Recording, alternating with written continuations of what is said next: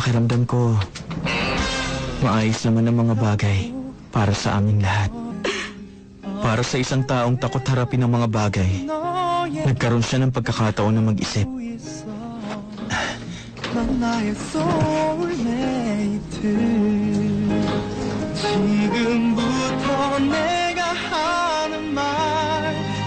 Para sa taong gusto magsimula ulit, kailangan niyang pakawalan ang mga nakasanayan niya.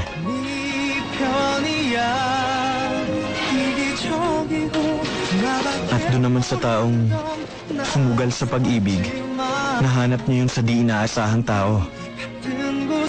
At para sa taong gustong pangalagaan ang pangalan na meron siya, patuloy siyang nagsimikap.